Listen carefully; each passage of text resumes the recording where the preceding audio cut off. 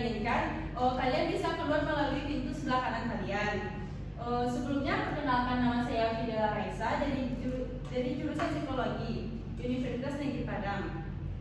Sebelum melakukan pelatihan siang ini, alangkah peserta mengisi lembar absen terlebih dahulu.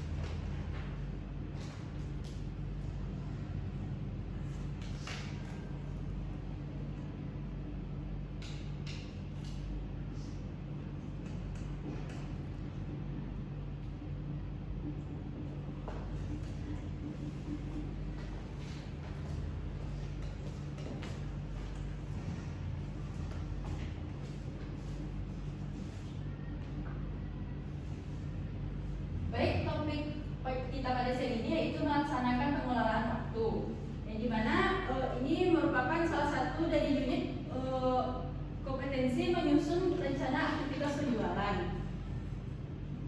Dimana kriteria unit kerjanya itu terdapat daftar dan target pekerjaan harian yang dibuat, prioritas pekerjaan dalam sehari yang ditentukan. Baik, sebelum kita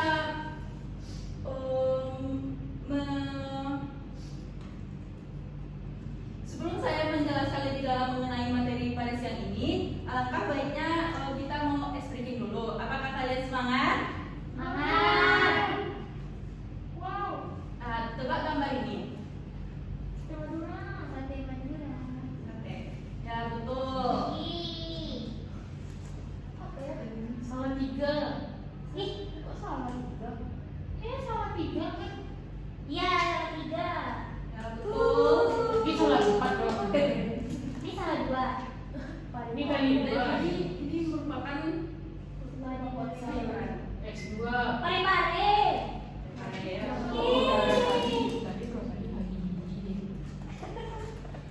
Sebelumnya durasi pada pelatihan ini mungkin berjalan sekitar 15 sampai 30 menit. Baik, langkah-langkahnya itu pertama motivasi yang sedang berlangsung, yang kedua elaborasi yang dimana materi nanti yang akan saya sampaikan. Selanjutnya konsolidasi yang merupakan nanti saya bakalan memberi sedikit pertanyaan kepada kalian. Yang terakhir evaluasi di mana nanti saya akan memberikan G-form untuk pertanyaan pada pelatihan ini. Baik, yang pertama yaitu melaksanakan pengelolaan waktu. Waktu adalah sumber daya yang sangat penting dan berharga. Waktu tidak dapat diakumulasi, tidak bisa diganti atau diputar ulang, dan juga tidak dapat diubah. Oleh karena itu sangat perlu untuk menggunakan waktu dengan bijaksana. Pengelolaan waktu atau time management mencakup tindakan menata, menjadwal, mengorganisasi, dan mengalokasikan setiap waktu seseorang yang digunakan untuk menyelesaikan tugas-tugas hariannya. Pengelolaan waktu sama dengan proses pengelolaan sumber daya lainnya yang memerlukan analisis dan perencanaan. Untuk memahami dan menerapkan prinsip pengelolaan waktu, harus diketahui cara memanfaatkan waktu, masalah yang dihadapi dalam memanfaatkan waktu dan penyebabnya. Dengan memahami hal-hal tersebut, maka dapat diterapkan cara meningkatkan efektivitas dan efisien waktu sehingga waktu dimiliki menjadi lebih produktif. Beberapa berikut adalah manfaat manajemen waktu dalam organisasi. Yang pertama yaitu membantu individu atau organisasi dalam menentukan prioritas. Misalnya menentukan tingkat urgensi melakukan sebuah aktivitas. Yang kedua, membantu mengurangi kecenderungan untuk menunda-nunda pekerjaan yang harus diselesaikan. Yang ketiga, membantu untuk mencegah terjadinya bentrok waktu dalam mengerjakan 2 atau lebih pekerjaan dalam waktu yang bersamaan. Yang keempat, membantu proses evaluasi terhadap hasil pekerjaan individu atau organisasi. Sedangkan untuk manajemen kehidupan pribadi, baik dapat dilihat dari alokasi waktu atau pekerjaan dan juga untuk kehidupan pribadi di luar pekerjaan. Berikut manfaat manajemen waktu bagi pribadi. Yang pertama yaitu kemampuan individu dalam mencapai produktivitas dan efisiensi yang lebih besar. Yang kedua, memiliki reputasi profesional yang lebih baik. Selanjutnya, terhindar dari tekanan atau stres akan berkurang. Yang selanjutnya, membantu meningkatkan peluang dan mencapai kesuksesan. Yang kelima, memiliki keseimbangan peluang dalam mencapai keseimbangan dalam kehidupan pribadi. Dan yang terakhir, memiliki kesempatan karir yang lebih baik. Pengelolaan waktu atau sering disebut dengan manajemen waktu merupakan perencanaan, pengorganisasian, penggerakan, dan pengawasan produktivitas waktu. Efektivitas terlihat dari tercapainya tujuan menggunakan waktu yang telah ditetapkan sebelumnya.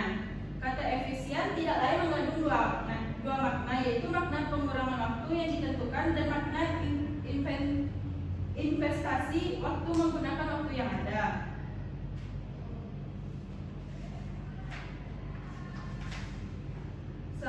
Selanjutnya kriteria yang pertama yaitu membuat daftar dan target pekerjaan harian. Membuat perencanaan sebelum melaksanakan pekerjaan akan membantu untuk mendapatkan hasil yang cepat dan efisien. Ketika membuat perencanaan kerja, dituntut untuk spesifik dan lebih detail menulis apa saja yang harus dilakukan. Agar lebih jelas dan terorganisir, perencanaan kerja ditulis dengan menggunakan format yang rapi sehingga akan lebih mudah dimengerti. Ini merupakan 4 cara membuat perencanaan kerja yang baik. Yang pertama yaitu menentukan target. Menentukan target dari keseluruhan pekerjaan yang dilakukan. Tuliskan di komputer atau buku catatan secara terperinci. Dengan begitu akan menjadi lebih terorganisir dan rapi. Yang kedua, memilih pemimpin tim kerja yang tepat. Terkadang keputusan dari pemimpin tidak dapat dibantah. Hal ini dapat menyulitkan dalam mencapai tujuan dari rencana kerja yang sudah ditentukan. Oleh karena itu, jangan sampai memilih pemimpin. Yang ketiga yaitu tentukan tugas, anggaran, dan waktu. Dalam membuat perencanaan harus ditentukan langkah demi langkah dan tugas apa saja yang harus dilakukan dan diselesaikan. Tentukan pula berapa anggaran yang dibutuhkan untuk menyelesaikan rencana kerja. Perkiraan juga waktu untuk setiap tugasnya agar dapat menjadi acuan untuk dapat diselesaikan dengan cepat. Yang keempat yaitu atur secara logis. Aturlah tugas dengan masing-masing orang dalam satu tim secara logis. Fokuskan setiap tugas pada orang yang mampu dan memang cocok dengan jenis pekerjaan yang diberikan. Setelah masing-masing telah mendapatkan tugasnya, hasil dari perencanaan kerja yang sudah dibuat pasti akan terlaksana sesuai tujuan dan yang ingin dicapai. Dari dalam buku yang berjudul Smarter, Faster, Better yang ditulis oleh Charles Duhigg menjelaskan pentingnya memiliki dan mengingat rencana jangka panjang agar bisa dapat termotivasi. Bahkan pekerjaan yang sederhana akan menjadi menyenangkan ketika mengetahui bahwa pekerjaan itu akan membantu pencapaian rencana jangka panjang. Rencana yang mau dilakukan atau yang lebih dikenal dengan action plan diperlukan untuk dapat memetakan apa yang harus dilakukan demi mencapai target yang telah ditetapkan. Sebelum menyusun action plan, ada beberapa hal yang penting dan mendasar yang perlu dipahami. Yang pertama yaitu target. Target adalah suatu sasaran yang ingin dicapai di mana sasaran tersebut pernah dicapai sebelumnya. Yang kedua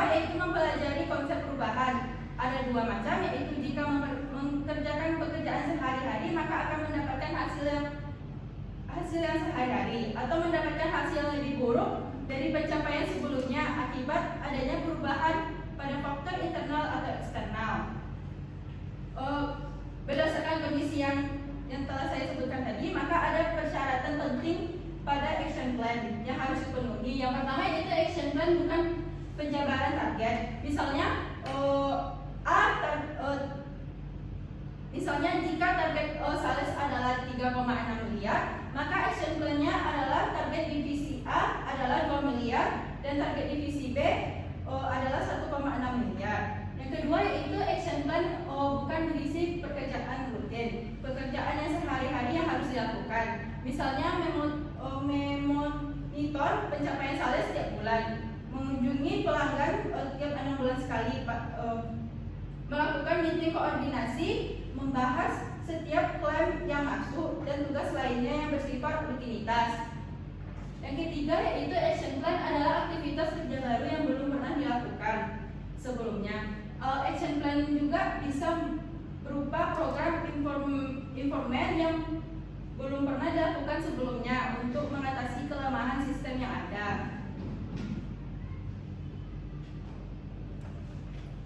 Berikut perbedaan pekerjaan rutin dan action plan. Pada gambar ini, masalah terbesar dari perusahaan dalam menjalankan suatu action plan adalah kekurangan paham atau konsep tersebut.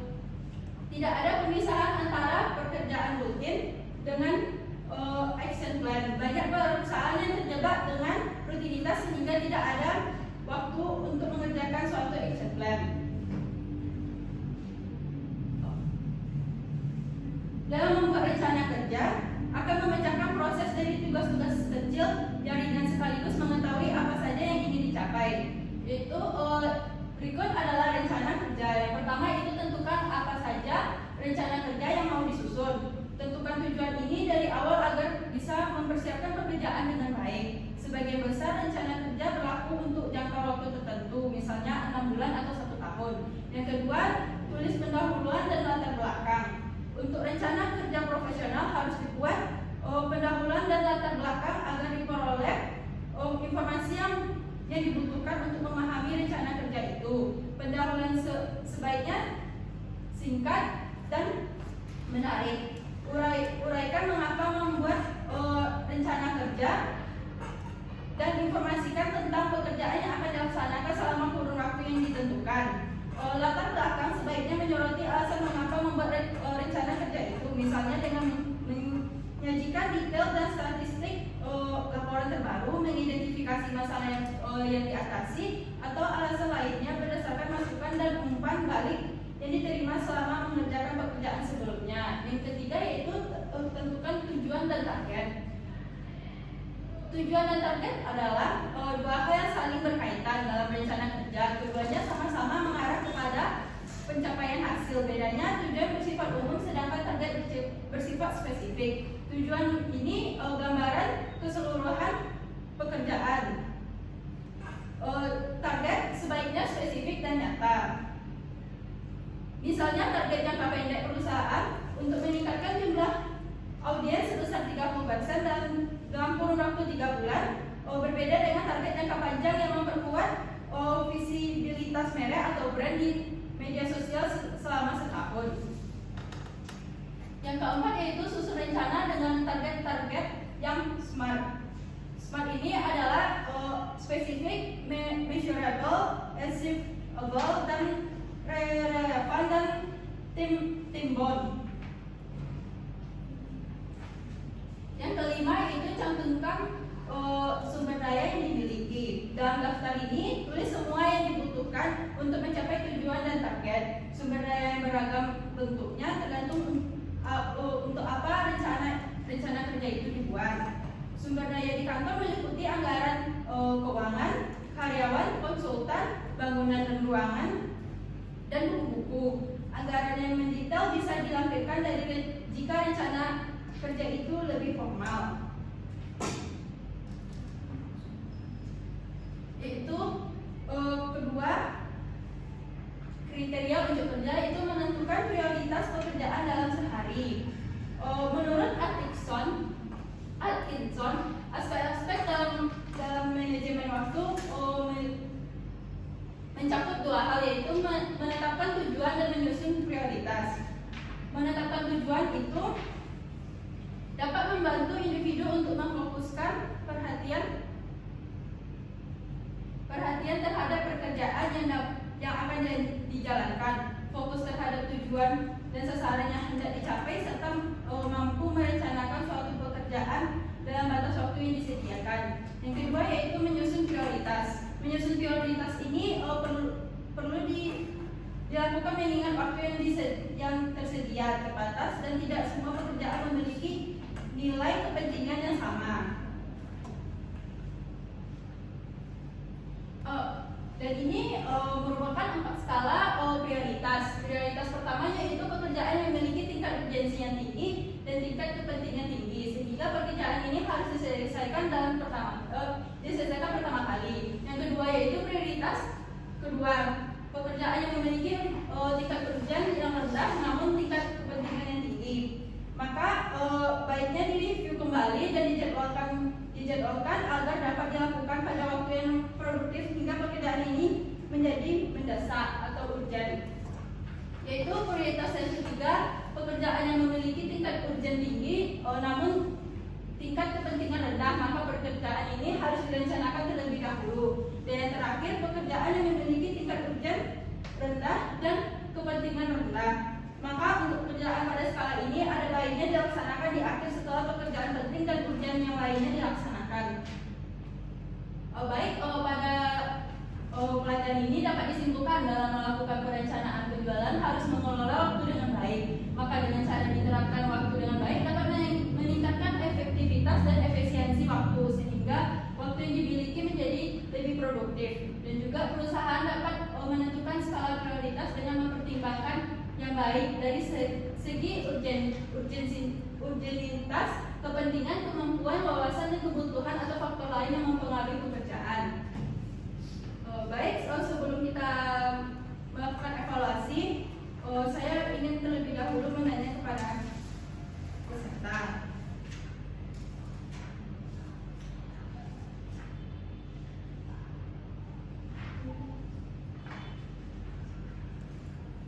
Berapa banyakkah skala prioritas pekerjaan yang harus diselesaikan?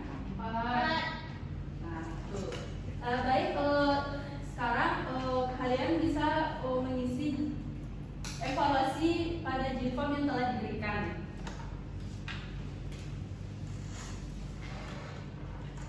Sudah,